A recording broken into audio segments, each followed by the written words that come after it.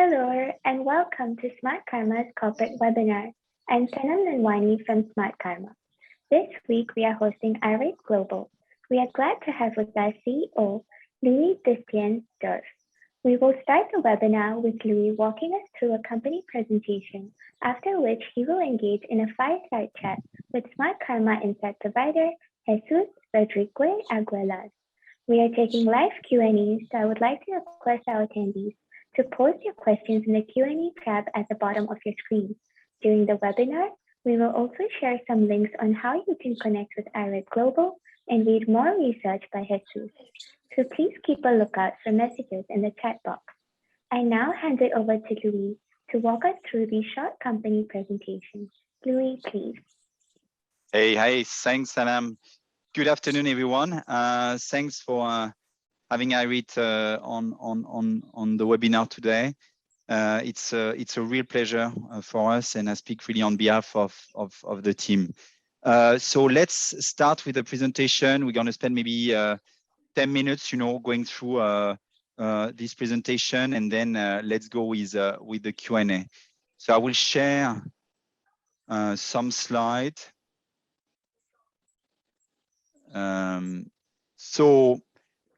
Let's start with the about IREIT. So IREIT, it's the first Singaporean REIT which had a European focus mandate, so really focusing on Europe. And I mean, our objective within IREIT is really to deliver, a sustainable long-term DPU dividend yield to our investors. And to do so, we've got an investment mandate which is in Europe, mainly in core European countries. Currently, as you can see on the screen, we are invested in Germany, in France, and in Spain for a portfolio which is around 975 million euros. So we are really focusing on core European countries in office retail, and we're also looking at logistics, but at the moment we do not have any logistics in the portfolio. The portfolio is composed of 37 freehold properties. We've grown significantly the REIT over the last 2 years. The idea being, obviously, to diversify the REIT. It's all about diversification and scale for us. In terms of structure, one specificities and key unique positioning for IREIT is as regard to the joint sponsors. We've got a manager which is owned by TKO Capital, but also by City Development Limited. And it's a unique positioning, having two sponsors which are very complementary. And these two sponsors, and you'll see afterwards, they've got a significant stake into IREIT, close to 50% altogether, meaning that it does create a strong alignment of interest with any unit holders within the trust. In terms of distribution policy, I mean, pretty mainstream. At least 90% of our annual distributable income is distributed. And we have initiated a dual currency trading in August last year with a share in euro and with a distribution in euros. As I was just saying before, I mean, in terms of track record since IPO, the REIT has developed significantly since 2019 with the entrance of CDL, which has basically increased their stake as well into the REIT in April 2020. So they now have over 20%. Just to give you an example, in 2019, the portfolio was more or less 525 million euros. And now within the portfolio, we've got close to 975 million euros. How this growth came, it's very simple. It's through two major acquisitions, this Spanish portfolio of office freehold properties. It is through the acquisition of the Decathlon portfolio in France, a sale and leaseback, but it's also through asset management initiative. So people locally on the ground to make sure that we find always tenants for empty spaces, we renew, we relet, and we manage on a daily basis the relationship with the tenant. So all this brings value to the REIT as it is shown here. On this slide is just, I mean, Europe is far from Singapore, so just a sample of assets that we have in the portfolio, just to give you a snapshot. Overall, what we try to achieve within IREIT is to have good functional building in established area, which makes the portfolio competitive.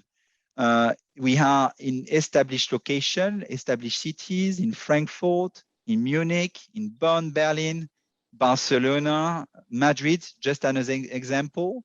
And we have buildings which are pretty new, or if they are older, they've been refurbed, meaning that they offer efficient space to our tenant. And that's exactly the same on the retail side with the Decathlon store. They are usually in established retail area, and they are good size, on average 3,000 square meters. Some key highlights and let's say some key numbers on IREIT. The portfolio occupancy has remained stable compared to last year, same period. We've been able to increase the WALE. We've got all the tenants that pay their rent in 2021 and on a year-to-date basis in 2022. So that's really important. I think the period of COVID has been tough for everyone. And within IREIT, we've been able to demonstrate that we have a trust and a portfolio that is sustainable and that is strong. Two examples of things that we've just done recently on the asset management side is we have secured a 6-year lease extension for 100% of our property in Bonn. It's more or less 30,000 square meters. But we have also signed a 12-year lease with a data center operator for over 5,000 square meters in St. Cugat, which was, initially a former data center, but empty space. So we've been able, to create and add value to this space. All this, just to be able to be in a position to distribute to our investors a yield of 6.9% on numbers from 2021. Last but not least, which is important in this kind of markets, from a debt profile, we've got an LTV which is very low at 32.1%, which leaves us, some headroom if we need some more debt to do new acquisition, but also in this kind of market where there might be some fluctuations, it just leaves us on a conservative side and on the safe side. We wanted to share here some snapshot on the lease profile. And here you've got the 5 top tenants, which are representing over 70% of the income. So you've got, strong signature, Deutsche Telekom, Deutsche Rentenversicherung, which is a public pension state fund. We have had the Decathlon, technology company, DXC Technology, insurance companies such as Allianz.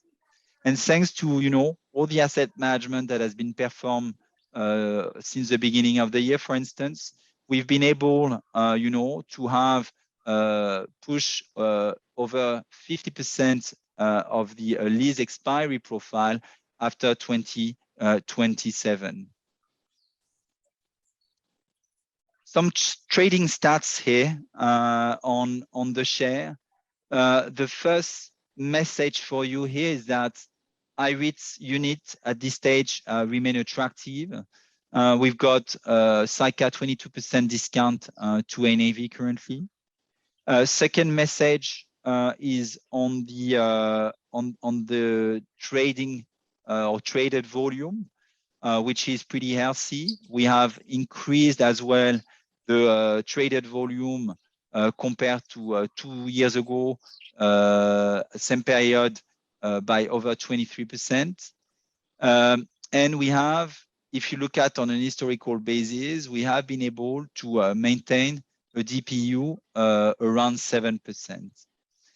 Last but not least, maybe we have inserted some price performance. So IREIT compared to the indexes.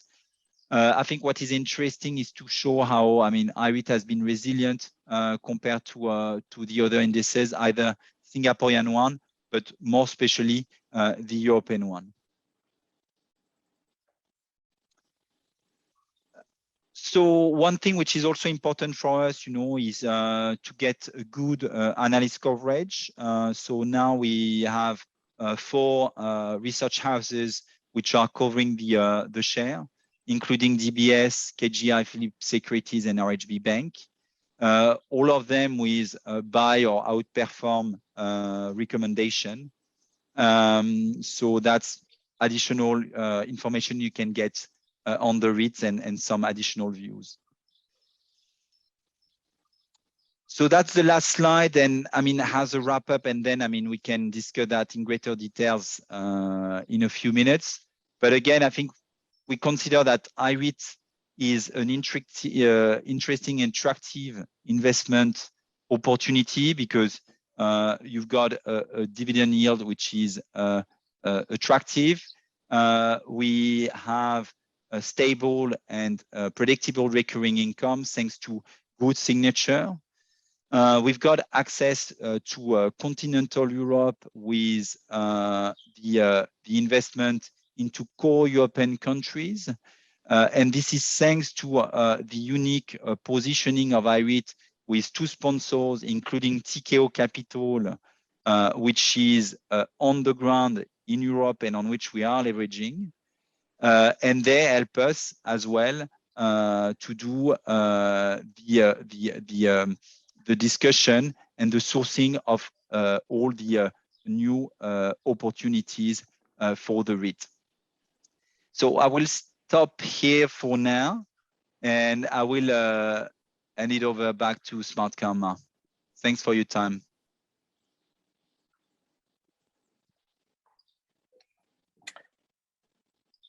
Hello. Can you hear me? Yeah. Good. Thank you very much, Louis, for the presentation. I was impressed by some of the metrics. In difficult years, albeit your portfolio is not massive, but you got 100% collection rate. So that's a pretty impressive feature. And you're offering a high dividend yield. You're just trading at a not 0.77 price to book value. So definitely this looks to me an investable REIT, a very investable one. I'd like to ask you about your leverage. You're covering, I'm assuming you're covering your cost of capital in this environment. Where are you? How would you protect yourself against these rising interest rates? And at the same time, everybody's talking about a looming crisis in Europe because of the energy prices, the cuts to gas supply in Germany. Can you please give us a little bit more color on that? Sure. Thanks for your question. So there are different topics in all this, and that's very interesting. So on the debt side, just to answer on this, so on the debt side, we've got secured and hedged debt until 2026 and 2027. So in other words, the cost of capital is not going to change over the coming years, while at the same time, obviously, all rents are all indexed, meaning that we would benefit from indexation on the lease contract, either on an annual basis, as it is most of the time in Spain or in France, or you can have some triggering points in Germany. So benefiting from, let's say, indexation of the rent, while the cost of capital would remain similar. As regard to the cost and potential, increase of cost from, let's say, electricity bill, utility bills for the building, most of these costs are passed on straight to the tenant, meaning that for us, it's not an additional cost. So IREIT is in a position, in a comfortable position, let's put it this way, to maintain a recurring income over the years. Then addressing your point about, the general economical environment. I mean, no one knows what will happen, but it's true that Europe may face some recession, interest rate rising, slowdown of the economy. Our answer to that is to have, assets which are in core countries in Europe to ensure, liquidity of the asset and also depth of the market from a demand point of view. I mean, it's this kind of market where from an investment point of view, or also from a tenant point of view, you still have a strong demand, you see. And then the way, or the asset that we have, I like to say that it's functional assets, It's assets which are nice building in established area, but are attractive rent. And you always have such kind of needs, you see, and especially in this kind of markets where the tenant, they may try to reduce their cost, so they go for something which is efficient, you see. So I like to say it's functional, defensive building, you see. And on the retail part, we have, Decathlon, which is a sport good retailer, which is also defensive, It's pretty, on the low end of the price range, meaning that this kind of cost, I mean, people are still keen, to buy some stuff there. They may cut a little bit of their budget on, holidays, for instance, but they will still go buying some shoes to go running because they are not going on holidays, you see. So it's a kind of defensive retail as well. Yes, I agree with you, and I think that doesn't suffer too much the competence from e-commerce. So definitely, it seems that you're building a relationship with Decathlon, and that's a good one. And something else I like to ask you, that's regarding your inorganic growth. Are you looking to increase your presence in both France and Spain? How are you looking into that? It just comes to mind that there are some REITs that are trading not at a 22% discount to NAV like yours, which is still big from my point of view. But in Spain, there are REITs that are trading close to half of their book value. Are you looking to buy into parts of their portfolios, or yeah? Or you're thinking about buying opportunistic building of offices?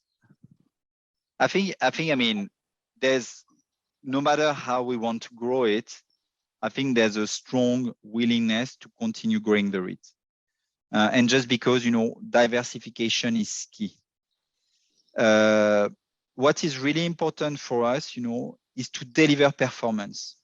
Again, I emphasize this, but it's really our daily objective is to maintain a sustainable dividend and DPU for investors. So if to achieve that, it's to, looking at the market of other REITs, or, to buy another portfolio of assets. I mean, doesn't matter what is the mean, the objective would remain the same, you see. It's buying opportunities at a attractive price so that we can deliver the right yield to investors. Okay, and here, thank you for that. I'm going to pick up some questions from the audience. One is related to what I've been asking you. It is, what are your strategic plans to diversify your portfolio in the longer term? Probably he's talking both geographically, in terms of assets. I don't know, something that is very trendy in Europe right now is self-storage, data centers. You mentioned them. Yeah. So what are your plans longer term? So for instance, I mean, it's just an example, but you just mentioned data center, but we just signed a lease contract for over 5,000 square meters of data center space in one of our property in Spain, in Barcelona. Having said that, I think, I mean, yes, the idea is to continue diversifying the portfolio from a geographical point of view. So continuing expanding, I mean, in France, Spain, Germany. We may find also opportunities at some point in Italy or in the Benelux. What is again really important to us is to be in countries which are, you know, very established countries where, I mean, liquidity is not an issue when there's a slowdown. You see, I mean, we can see in some, you know, Eastern European countries, I mean, when there's a kind of downturn, literally you cannot do anything with your property because no one would buy it, you see. So what you need to make sure is that on one side, you maintain this income stream for the investor, while at the same time, you need to protect the capital value of the investor. So that's what you need to do on both. And to do so, the idea is, yes, to continue investing in Spain, France, Germany, other countries that I just mentioned, and as well, I mean, in office, retail, looking at potentially logistics, you see. But you need to find the right risk-return profile, you see. It's not only about the yield. You mentioned earlier, you know, that we collected 100% of our rent. And I think, I mean, that's something, obviously, the team can be proud of because, obviously, I mean, it's a lot of work on the ground and all this. But it's also because at some point, I mean, you ensure that you do the right investment, you see. So you're not only looking at the yield, you have to look at the risk return profile as well, you see.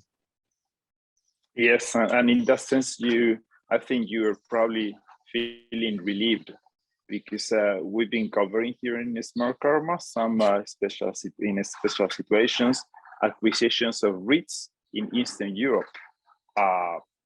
You know, mainly through Austrian REITs, and the focus of those were mainly Germany, which is fine, but also with huge property portfolios in Poland, in Hungary, not so much in the Slovak Republic, in the Czech Republic, and probably, as you mentioned, those may suffer in case of a downturn now. So another question I'd like to ask you from another of the persons attending the seminar is, given that the investment industry has become more conscious of the importance of ESG, does the company have any steps to make sure that operations and investments are environmentally and socially responsible? Sure. So I mean, when talking about I mean the property, it's true that we have, you know, objective of making sure our buildings are greener. So at this stage, what we have is all the properties in Spain are all LEED certified, and we are obviously working to get the biggest part of our portfolio certified by the beginning of next year. So we are currently working on this, and that's obviously important to us, not only because our sponsors have, you know, some objective on this, but also because it's a way to maintain or to protect, let's say, the capital value again and the value of the asset, you see. And what is pretty encouraging is obviously, I mean, our buildings are mainly have been recently built, so that this kind of objective we could achieve in a pretty short period of time. Mm-hmm. Good. Something else I'd like to ask you is regarding you're based in Singapore. So what are the key unique differentiating factors of IREIT versus other Singapore REITs? I mean, you mentioned your focus in Europe. Is there anything else that differentiates you? Yeah, so basically I'm actually sure. So I think, I mean, for me, two things. The first thing is we've got two sponsors. So we've got TKO Capital, which is a leading alternative asset manager in Europe, managing 35 billion euros of assets, out of which, I mean, the biggest part is the real estate. So there's a strong knowledge about the real estate market from TKO, and we can tap on their expertise and on their local network to manage the and to source opportunities, to manage the portfolio and source opportunities. So that's something. While at the same time we've got City Development Limited, which has also an extensive network in Asia. So two complementary sponsors, which have close to 50% into the REIT. So there's a strong alignment of interest between the owner of the manager and the trust, and they are complementary. So on a daily basis, we are talking with them, and they help us on discussion with some banks in Singapore or in Europe. They're gonna help us to source one opportunity. So that's one, the first factor that is differentiating ourselves compared to the competitors. We are really on the two continents. Second thing, and that's also related to how the team within IREIT is structured. I'm myself based in Europe. We have our CFO and head of investor relation in Singapore. So again, it's very complementary. I'm on the ground. I'm talking on a daily basis with the asset manager. I go to see the tenant. I go to see the potential vendors. So being on the ground is very important.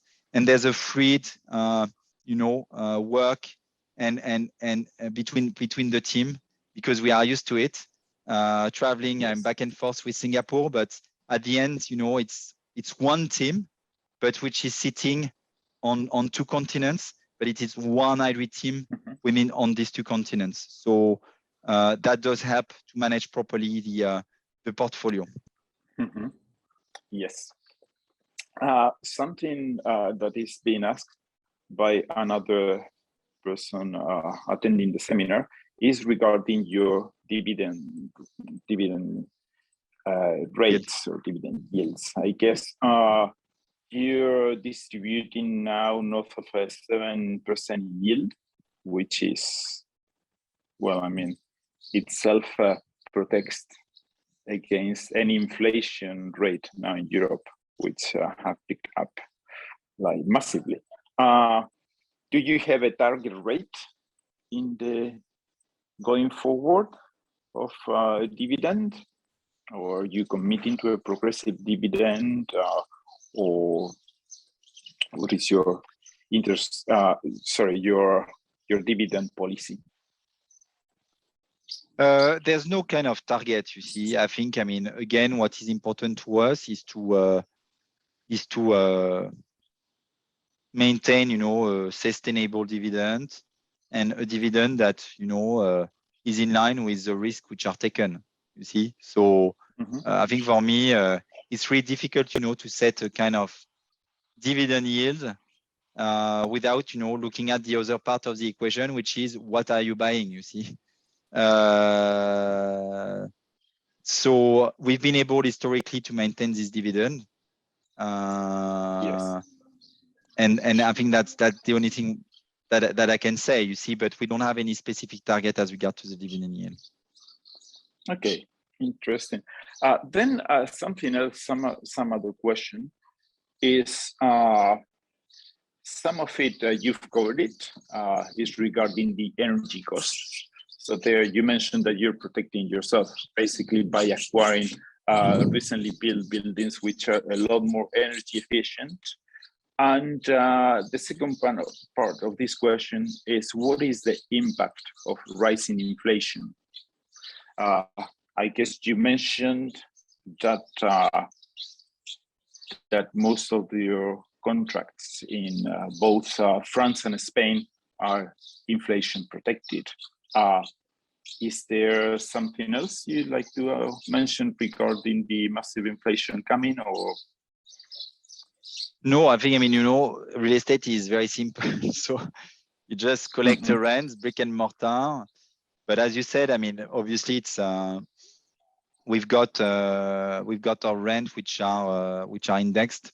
So in Germany, France, Spain, so we would benefit from that. While at the same time on the cost side, cost of debt is hedged, and the cost of utilities for the buildings is passed over to the tenant most of the time. So I think it from an income point of view, this should be perceived as real estate has always been seen as a good asset class because it's a good hedge against inflation thanks to indexation. Good. Something else appearing here. Although I understand that you've been touching a little bit of these points already, it is how have IREIT's strategy and focus helped to maintain its resilience in the past 2 years? You mentioned already the quality of your tenants. I understand that you've got good relationships with those tenants. Something else in your magic? Yeah, I can give you just a very simple example. 2 years ago, I think over 50% of the portfolio was let to Deutsche Telekom. Now it's, in the presentation we just shared, it's around 31%, 31.4%. So, by doing this diversification, you are enabled to reduce your exposure to this kind of, big corporates, which are obviously very good as tenants, but it's good not to have your eggs in the same basket, you see.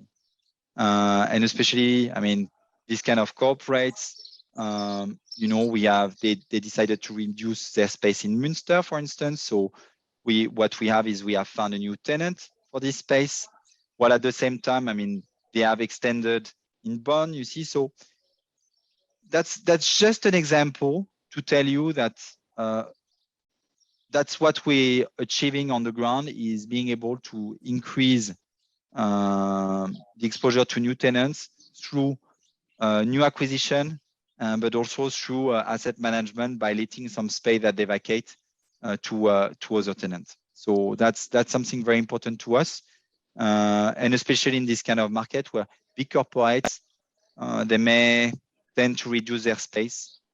Deutsche Telekom initiated that several years ago already, you see. So it's not a big surprise. But I think it's good to have a diversified portfolio from a tenant exposure point of view. Regarding this question, your most recent comment, what is the impact of working from home? Some of this, when we were in the worst of the pandemic, some of these big corporates were mentioning that from now on, and this I'm almost quoting a friend from Siemens. She was saying that in 2020, back in 2020, she was saying that that probably 2 out of 5 working days of the week will be devoted to working from home, or even 3. Now it seems there's a trend of coming back to the office, but some companies are just some companies will keep hot desking, some may not. Or this working from home frenzy might be reduced or may not. Is this affecting you in any way to the amount of office space that may be required from, say, the likes of Deutsche Telekom or other bigger tenants? which may find easier to implement working from home than other, say, small companies? So let me address the question in two steps. The first one, is like, let's say, about the general trends, and the second one is more, as regard to our portfolio and how we try to address that through the portfolio.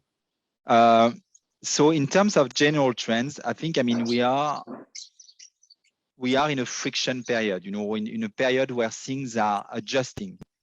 No one knows if it will be 2 or 3 days or 1 day from home or whatever, you see. The only thing that we can see is that, people and companies during COVID, obviously everyone was working from home, and then, they say we're going to put in place, work from home for several days and all that. But some companies, actually now are going backwards. And you've got, big example of big corporates saying that, they want people back to the office 5 days out of 5, you see. So I think we are social animals, you see. We can do a lot of things from home, but just a simple example. If I would do what technology would enable me to do today, I could do everything from my sofa. I could work. I could buy online. I could watch the last Top Gun, while, eating my Five Guys or Shake Shack or whatever. So literally, I could stay in my sofa. But is it really what we want? Is it at the end what we want or what we are, you see? We are not convinced this is the case. And we need to interact with the people. We need to be in the office, and a lot of people enjoy it. And I agree, it's a question of having the right product to answer to the need of companies today, because maybe in the short term, there will be, a demand which will be lower than before. So now to the second part of my answer, how do we face this potential slowdown while we remain positive on the long term? It's by, proposing to our tenants functional and defensive buildings. What do I call functional, or what do I say by functional? What do I mean by functional and defensive buildings? It's buildings which are good quality buildings in established area at a rent which is, attractive, defensive, not too expensive, you see. And this kind of space, you always find some tenant for this, because people still need to interact, still need to go to the office, still need to work together. So I'm very curious to see what will be, the midterm, long-term trend. But I'm pretty convinced that people will continue to go to the office, and us as a REIT, we just need, to propose and offer the right product as we have currently in the portfolio. I understand. Good. So thank you for the answer. I've got here another question, and I will read it from an individual investor based in Singapore. And it's asking, I understand that IREIT no longer hedge its euro income into Singapore dollars. As an individual investor based in Singapore and using Singaporean dollars as a base currency, the FX volatility factor, in particular, the decline in euro versus Singapore dollar, is a deterrent from investing in IREIT. Is it costly for an individual investor to do the FX hedging? Would IREIT consider FX hedging on a corporate level in the future for the benefit of Singaporean dollar-based investors?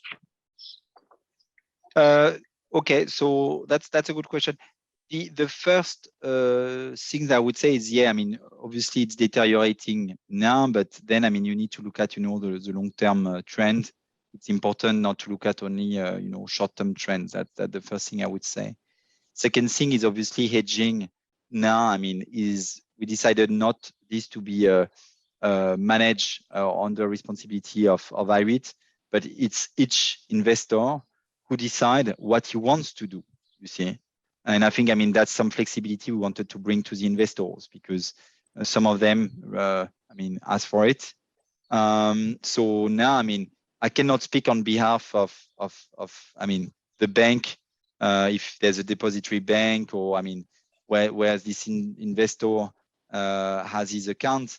But I mean, a bank can manage the hedging as we would have done it before, you see. So it is still feasible to hedge yourself, while, I mean, if you don't want, you are able not to do so, you see.